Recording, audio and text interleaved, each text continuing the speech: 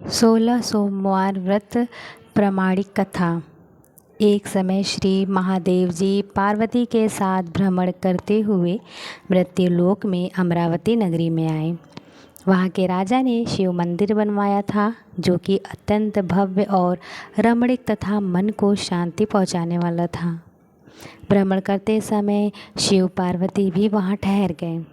पार्वती जी ने कहा, हे नाथ, आओ आज इसी स्थान पर चौसर पासे खेलें।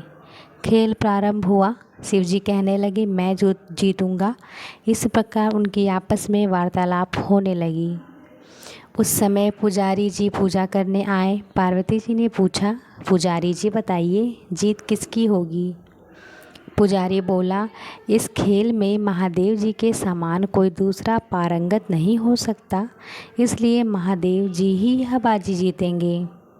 परंतु हुआ उल्टा, जीत पार्वती जी हुई।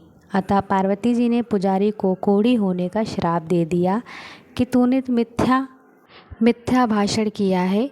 अब तो पुजारी कोढ़ी हो गया। शिव पार्वती दोनों वापस चले गए। कुछ समय पश्चात अप्सराएं पूजा करने आईं।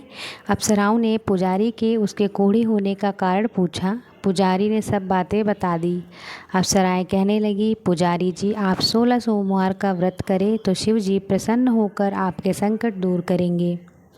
पुजारी जी ने अप्सराओं से व्रत की विधि पूछी। अप्सराओं ने व्रत करने और व्रत के उद्यापन करने की संपूर्ण विधि बता दी। पुजारी जी ने विधि पूर्वक श्रद्धा भाव से व्रत प्रारंभ किया और अंत व्रत का उद्यापन भी किया। व्रत के प्रभाव से पुजारी जी रोग मुक्त हो गए। कुछ दिनों बाद शंकर पार्वती पुनः उस मंदिर में आए तो पुजारी जी को रोग मुक्त देखकर पार्वती जी ने पूछा कि मेरे दिए हुए श्राप से मुक्ति पाने का तुमने कौन सा उपाय किया? पुजारी जी ने कहा, हे माता, अप्सराओं द्वारा बताए गए 16 सोमवार के व्रत से मेरा यह कष्ट दूर हुआ है। पार्वती जी ने 16 सोमवार का व्रत किया, जिससे उनसे रूठे हुए कार्तिक जी भी अपनी माता से प्रसन्न होकर आज्ञाकारी हुए।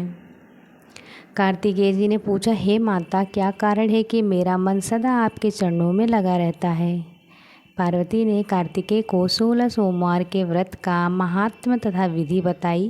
तब कार्तिकेय जी ने ही इस व्रत को किया तो उनका बिछड़ा हुआ मित्र मिल गया। अब मित्र ने भी इस व्रत को अपने विवाह होने की इच्छा से किया। फलतः वह विदेश गया। वहाँ के राजा की कन्या का स्वयंवर था। राजा ने प्रण किया था कि हथनी जिस व्यक्ति के गले में वरमाला डाल देगी, उसी के साथ राजकुमारी का विवाह करूँगा। यह ब्राह्मण मित्र भी स्वयंवर देखने की इच्छा से वहाँ एक ओर बैठ गया। हथनी ने इसी ब्राह्मण मित्र को माला पहनाई तो राजा ने बड़ी धूमधाम से अपनी राजकुमारी का विवाह उसके साथ कर दिया। तत्पश्चात दोनों सुखपूर्वक रहने लगे। एक दिन राजकन्या ने पूछा, हे नाथ, आपने कौन से पुण्य किए जिसने हथनी ने आपके गले में वरमाला पहनाई?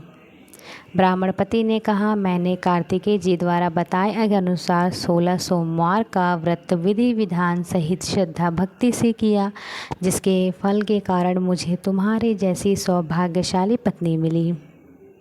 अब तो राजकन्या ने भी सत्यपुत्र प्राप्ति के लिए व्रत किया और स्वर्ण गुण संपन्न पुत्र प्राप्त किया। बड़े होकर पुत्र ने भी राज्य प्राप्ति की कामना से 16 सोमवार का व्रत किया। राजा के देवलोक होने पर इसी ब्राह्मण कुमार को राजगद्दी मिली। फिर भी वह इस व्रत को करता रहा। एक दिन उसने अपनी पत्नी से पूजा सामग्री शिवालय ले चलने को कहा, परंतु उसने पूजा सामग्री अपनी दासियों द्वारा भिजवा दी। जब राजा ने पूजन समाप्त किया तो आकाशवाणी हुई कि हे राजा, तुम इस पत्नी को त्याग दो, नहीं तो राजपाट से हाथ धोना पड़ेगा। प्रभु की आज्ञा मानकर उसने अपनी पत्नी को महल से निकाल दिया। तब वह अपने भाग्य को कोसती हुई एक बुढ़िया के पास गई और अपना दुखड़ा सुनाया तथा बुढ़िया को बताया, मैं पूजन सामग्री राजा के कहे अनुसार शिवालय में नहीं ले गई और राजा ने मुझे निकाल दिया। बुढ़िया ने कहा, तुझे मेरा काम करना पड़ेगा। उसने स्वीकार कर लिया। तब बुढ़िया ने सूत की गठरी उसके सिर पर रखी और बाजार भेज दिया। रास्ते में आंधी आई तो सिर पर रखी गठरी उड़ गई। बुढ़िया ने डांट कर उसे भगा दिया।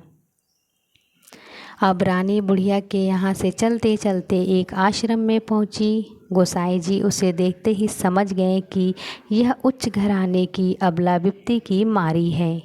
वे उसे धैर्य बंधाते हुए बोले, बेटी तू मेरे आश्रम में रह, किसी प्रकार की चिंता मत कर।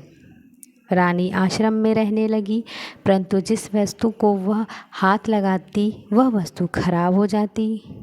यह देखकर गोसाई जी ने पूछा, बेटी किस देव के अपराध में ऐसा होता है?